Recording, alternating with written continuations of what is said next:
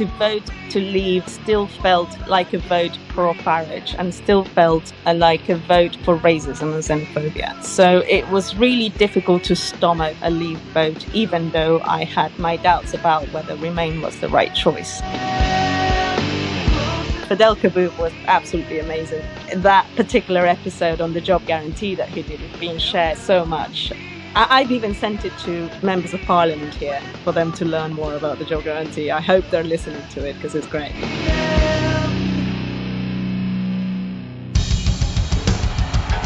What I have said is that this campaign is not just about electing a president. It is about making a political revolution. MMT. Taking money from our children and borrowing from China. People are dying. Is the program so critical it's worth borrowing money from China to pay for it? And if not, I'll get rid of it. Stop lying!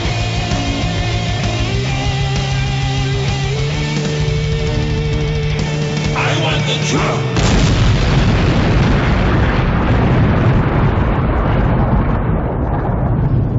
Now let's see if we can avoid the apocalypse altogether. Here's another episode of Macro and Cheese with your host, Steve Grumbine. All right, friends, welcome. It's Steve Grumbine with Real Progressives. Going across the pond over to the UK, where I will be bringing on my friend, Patricia Pino. You all have seen her writing in the Pilius. She's been on the show before. We're going to be talking all about Brexit, the EU, and monetary sovereignty. So without further ado, let me bring on my guest, Patty Pino. Welcome to the show. How are you? Not too bad. So one of the things that, you've heard what we've done around here. So this should come as no shock. We talk modern monetary theory. You talk modern monetary theory. But in the EU, things are very, very different than in these monetarily sovereign nations such as the UK and the US.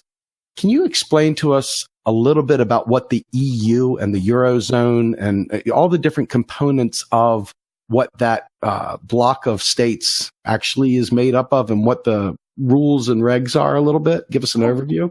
Well, that's part of the problem, that not many people really understand all the intricacies of how the EU works and how it's composed, etc. Whole books have been written on the subject. But in very, very quick, simple terms, you have 28 nations which conform the EU. And those 28 nations have some treaties about single market, trade, etc. Within those 28 nations, you also have a number of nations, I can't remember exactly how many, who are part of the eurozone. And they have a different set of structure within the main EU structure, which works slightly different, but they also share some treaties.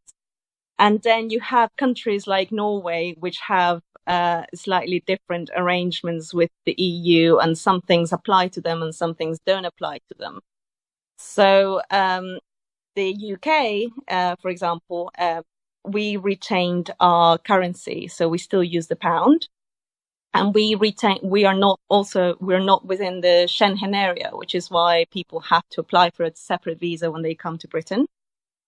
And so that makes a big difference because having kept control over our currency, it means that some things, for example, the EU, one of the regulations that is very much criticized, and which is in the Maastricht Treaty, is about restricting the 3% deficit. And that's what we've been hearing a lot about in Italy, and Greece, etc. That applies as well to the UK. However, because the UK has its own currency, all the EU can basically do is ask politely that we put our deficit down and ask us for a plan as to how we're going to put a deficit down. But it's not as easy for them to enforce those rules in the UK as it is to enforce them in countries like Italy and Greece. So it is a big, complicated mess, and a lot of the instability and a lot of the pain that is being caused at the moment in the UK is because people are in disagreement as to what the treaties actually mean.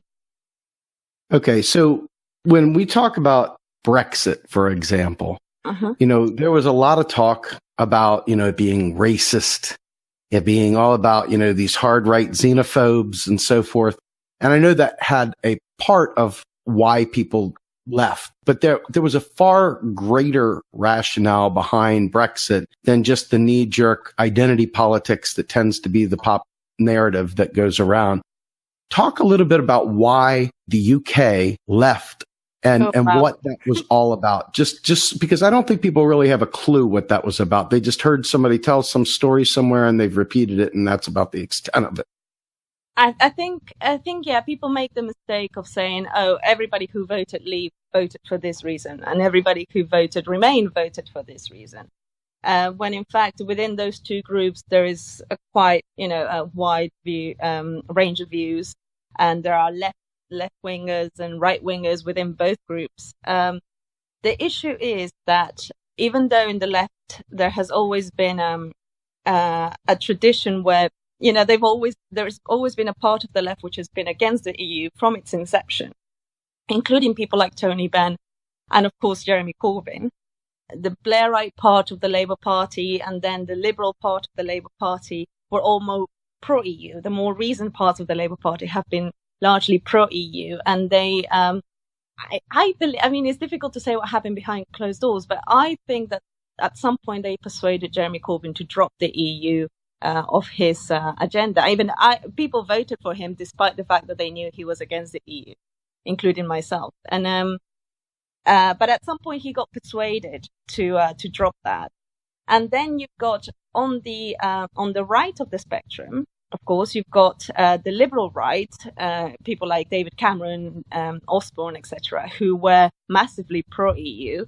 And then you have the xenophobic and the racist parts of the right wing, what you would call populist parts of the right wing spectrum, and you have people like Nigel Farage, who who tried to divide society and use that as a means who always was campaigning against the EU on the basis of primarily immigration, and so you have those two camps, and the issue is that during the referendum campaign, the left was pretty much entirely absent from the media.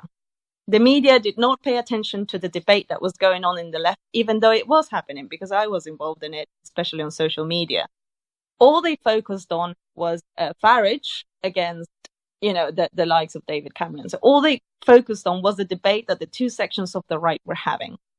So it was all about the argument became simplified into you either hate immigrants and don't care about the economics, and will destroy the economics of the country in order to in your hatred of immigrants, or you do what's sensible and follow and do what economists are telling you to do, because economists know what they're talking about, and do the safe thing and stay in the EU, etc. So it became polarized, and it became an issue of identity. And I would be lying if I said that didn't have an influence on my vote.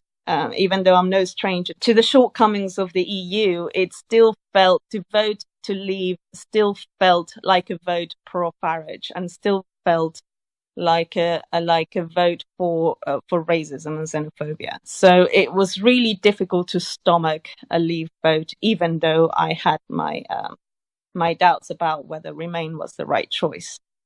So a lot of people did that, and I think that's part of the reason it was such a shock when it happened, because to the country, to most of the country, to the liberal part of the country, especially to London, which is where I live, it represented the success of the far right. And, the murder of the MP Joe Cox was the worst part of it during the campaign. So when you think to yourself about why the narrative right now is largely simply trying to place all the onus on the bigotry, if you will, the xenophobia, is the narrative that MMT presents that far outside the mainstream? Is it that far beyond people? I mean, I know Simon Wren Lewis has no interest whatsoever in it, but where in the world do they come up with the economic narrative that brings up this 3% deficit? And where is it? It seems so far-fetched that anybody with any reasonable understanding of economics would stand on this. Why do you think, is this just how pervasive neoliberalism is in this arena? I mean, it is that bad in the US for sure, but it is changing. It seems like it is starting to change in the UK ever so slightly. Is that really, though, what it is? Is this neoliberalism?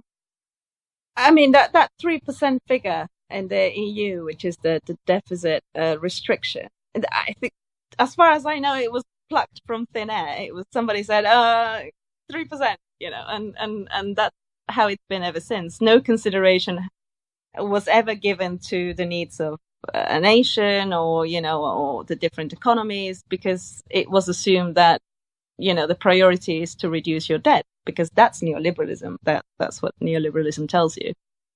And so I think most people who voted to remain in this country, most of them, not surprisingly, have spent most of their lives within the neoliberal era, in which, the last 4 decades. And most of them have been grown up with this idea that free trade is good. It's free, it must be good. And, this sense that anything that we do to eliminate borders, or anything we do to become more like that, John Lennon ideal of no nationalities, etc., is good. And the EU was sold to them as a means of integration, and it was sold to a lot of people as a means of integration. And yeah, to some degree, it's difficult to disagree. Yeah, all these things are good. Integration is good. Collaboration is good.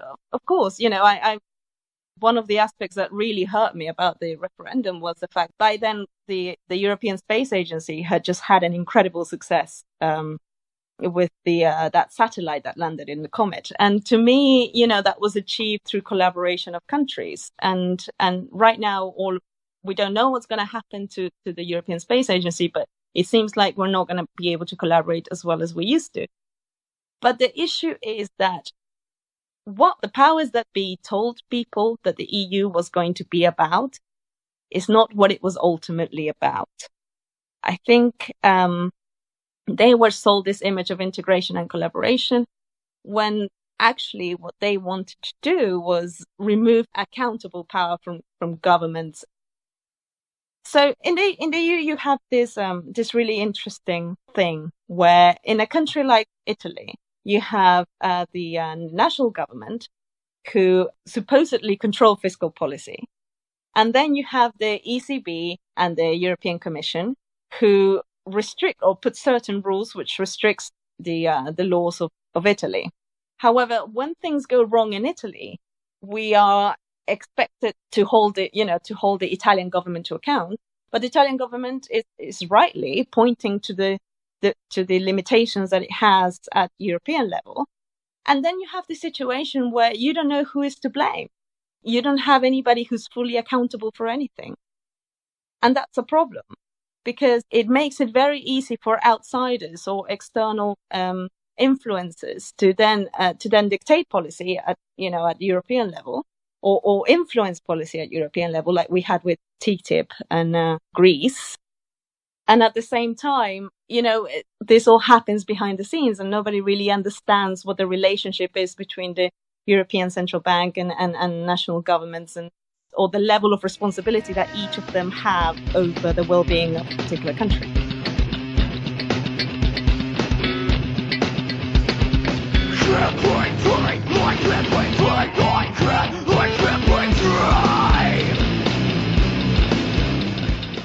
You are listening to Macro and Cheese, a podcast brought to you by Real Progressives, a non-profit organization dedicated to teaching the masses about MMT, or modern monetary theory. Please help our efforts and become a monthly donor at PayPal or Patreon. Like and follow our pages on Facebook and YouTube, and follow us on Periscope, Twitter, and Instagram.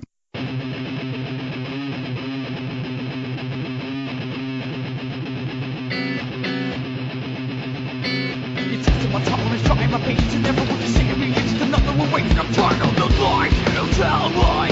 Lies you tell me. It's also my tolerance, trying my patience, and never want to see me. It's another one waiting. I'm tired of the lies you tell me. Lies you I watch your postings, and some of the things that jump out at me. It's quite obvious that there's an incredible amount of baloney, really, just spread around amongst the economists, if you want to call them economists. I call them clerics or mystics. But these folks out there that I see coming from the UK, there's no one actually preaching anything useful. There's no one, when I read the stuff, that gives me any real hope. Who amongst the thought leaders in the UK and the eurozone countries, et cetera, are there any economists out there that are speaking common sense, or are they all wrapped up in the same nonsensical charade that seems to be the common narrative? Is there anyone fighting the narrative at all other than the MMTers? No, that's the sad reality. And even, I mean, Richard Murphy, for example, he's become an MMTer and a very good one over time, and he's now one of the leading voices on it. But he's still, as far as I know, he's still very much pro Remain, and he doesn't challenge the narrative that's come from the other orthodox economists saying that, when the UK leaves, it's going to be Armageddon and everybody's going to die. And for example, one of the things that they've been saying is that as soon as the UK leaves, that's going to bring GDP down, presumably because, exports will collapse and we won't be able to trade with anybody, and therefore growth will fall. And that means that we'd be poorer. And therefore we won't be able to raise taxes to have public services, and therefore, the NHS will collapse, etc. And this narrative has been, it was quite prevalent. David Cameron and Osborne often used it, but now we also see it from Lib Dems, from Liberals, but also within Labour, of Blairites, etc. They hold on to that narrative. And when you try to say, well, no, I'm not going to say that everything's going to be okay and rosy, because that largely depends on our government, and unfortunately we have a rubbish government at the moment. But there's nobody out there that says it's really up to us. And the only person actually that came close to saying that was actually Jeremy Corbyn in one of his speeches recently, where he said that you shouldn't believe the people that say it's going to be doom and gloom, and you shouldn't believe the people that offer the promised land either. It's going to be somewhere in between, and it's really up to us. But there's really no... Steve Keen understands the issues with the EU and understands a lot of what's going on. And yes, he's vocal.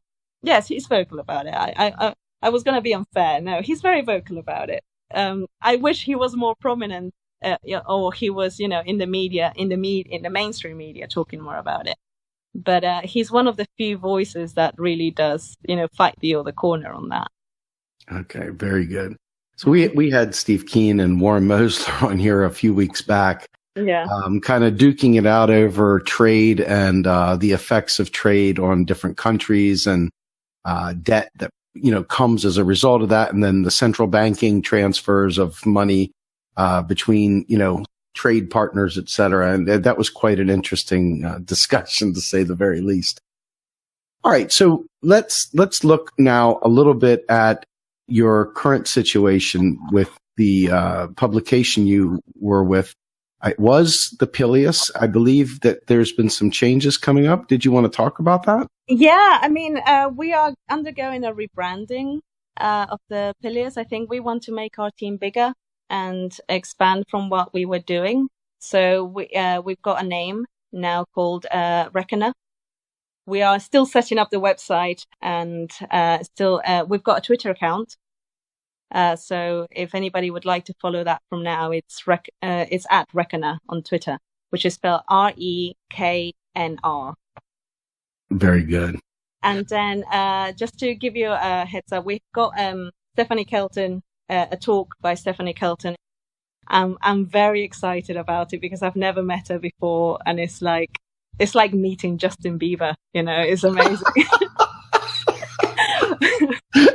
Actually, it's better than meeting Justin Bieber. But we've got there's a group of us called the Gower Institute, of Modern Money Studies as well, who are setting up a website, and it's going to be entirely educational, entirely pro-job guarantee, and trying to frame it from a UK perspective. Economists like Bill Mitchell to try and help us launch that in the UK and have few more MMTers have a bit more influence in the political sphere here. But things are moving forward, which is good. No, that is fantastic. All right, great.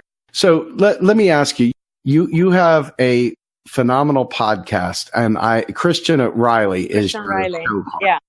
Tell us about your podcast, how it got started, what you've done so far, because honestly, I've listened to it and just amazing. You had Fidel Kaboob on, who is with us as well. I mean, this is just phenomenal, great content.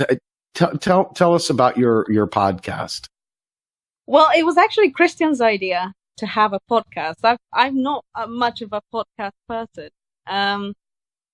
So I kind of went along with him on it from the start. And then I really had a lot of fun doing that interview that he asked me to do. And so when we wanted to get more MMT going on the pillars and start something more, that he's the first person I thought about having a regular thing, a regular conversation with people and being able to just, I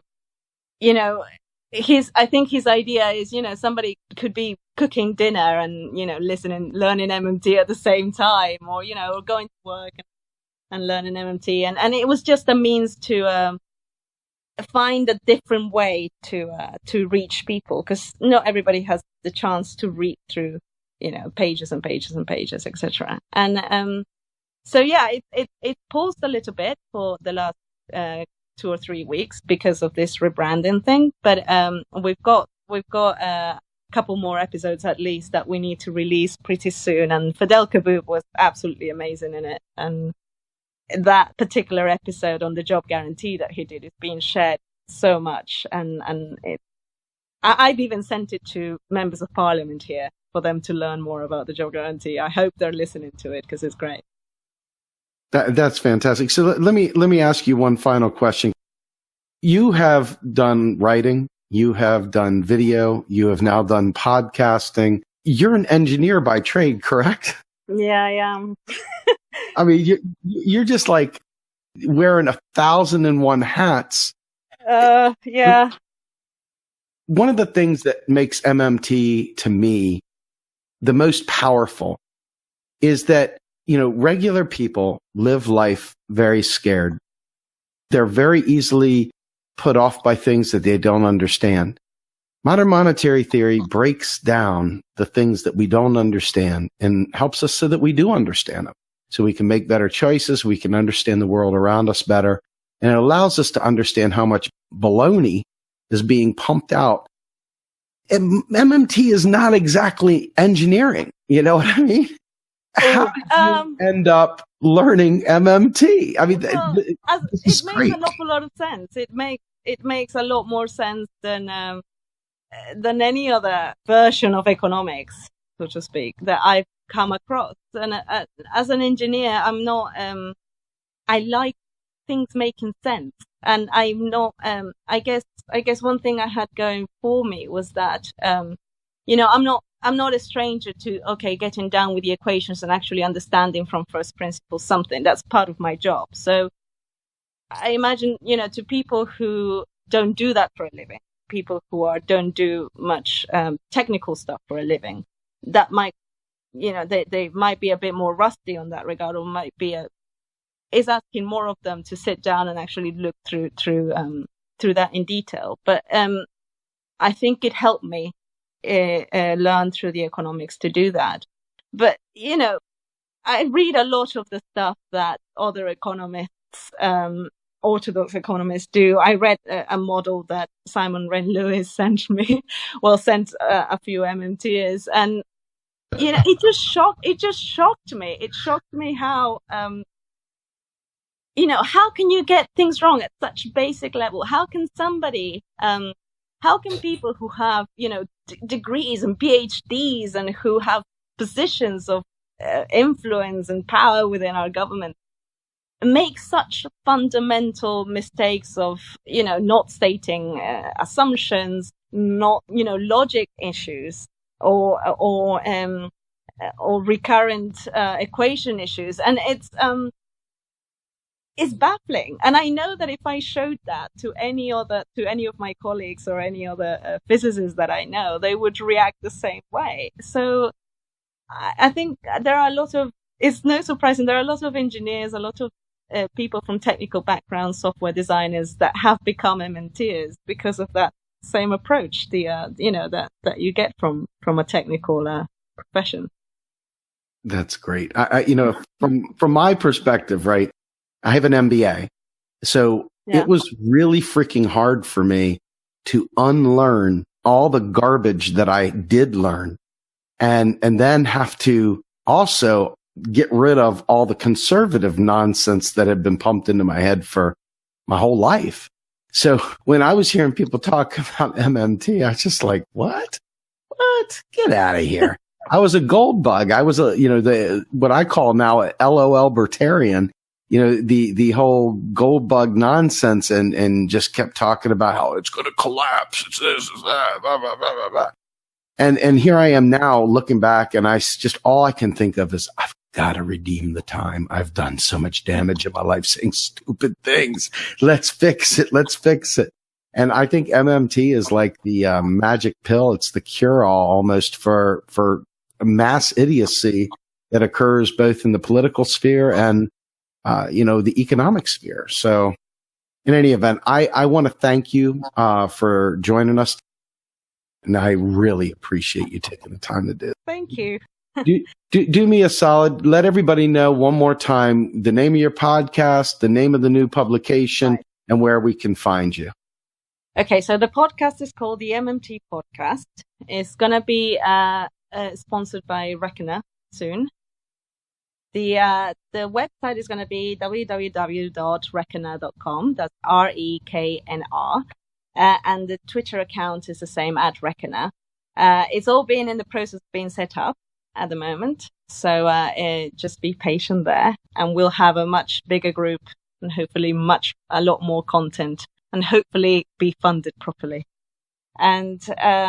And then we've got the Stephanie Kelton coming on the 12th of June. Hopefully there'll be a video for you to share on that. And the women from the Gower Institute of Modern Money Studies, who have a great Facebook and Twitter page as well. And the handle for that is @GIMS, @GIMMS. So look out for that as well. So yeah, great. We're building a big network. Yes, we are. That's awesome. And you got your Reckoner folks in here commenting right now. So there's some more stuff. Are they? Awesome. It's going to be online in 24 hours. So that's quite a bold statement.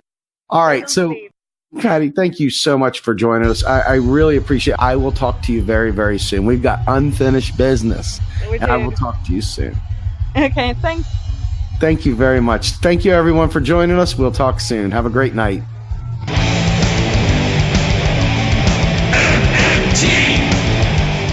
Macro and Cheese is produced by Andy Kennedy.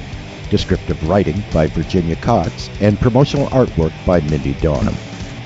Macro and Cheese is publicly funded by our Real Progressive Patreon account. If you would like to donate to Macro and Cheese, please visit patreon.com/realprogressives. I want the truth.